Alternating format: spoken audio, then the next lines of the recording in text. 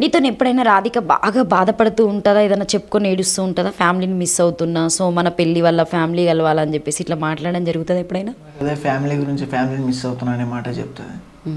దాని గురించే నేను అప్పటికప్పుడే అయినా సరే అమ్మతో కాల్ మాట్లాడేయడం అట్లా చేస్తాను. అప్పుడు కొంచెం హ్యాపీ ఫీల్ అవుతుంది.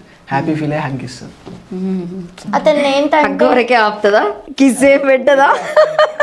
అతను ఏంటంటే నన్ను కంప్లీట్గా డీసెంట్గా మార్చి మళ్ళీ ఫ్యామిలీ దగ్గరికి చేర్చాలి. ఎప్పుడు అదే ప్రతిరోజు చెప్తాడు ఆ మాట నాకు. నేను ఏదైనా తప్పు చేయడానికి వెళ్తా కదా, దానికన్నా ముందు చెప్తుంటాడు, గుర్తుపెట్టుకో ఇది ఒక్కటి, నువ్వు మంచిగా చేంజ్ అయ్యి మళ్ళీ మీ పేరెంట్స్ని కలవాలని అంటే నేను చెప్పినట్టు ఉంటే నువ్వు నిజంగా కలుస్తావు అట్లా అట్లా అని చెప్పేసి ఆపేస్తాడు అట్లా.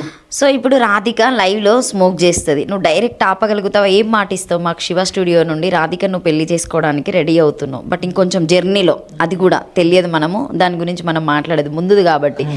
సో మా స్టూడియోలో మీకే పెళ్లి చేస్తాం, నేనే పెళ్లి చేస్తా. పెళ్లి 4-5 years ఉంది ఇంకా. 6 years దాకా 6 years దాకా ఎలాంటి గొడవలు పెట్టుకోరు. గొడవలు అనేవి అవుతుంటాయి అక్క, అవి ఈ 11 months లో ఎన్నిసార్లు గొడవలు పడ్డారు, ఎన్నిసార్లు రాధికను కొట్టినావు, బయటికి పారిపోయింది రాధిక, మళ్ళీ నువ్వు దామని ఎప్పుడు పికప్ చేసుకున్నావు? రోజు గొడవలు అవుతుంటాయి. ఈ రోజు అని కాదు, ప్రతిరోజు గొడవ అవుతుంది. ఈ రోజు కాలేదు అని అంటే ఇంకా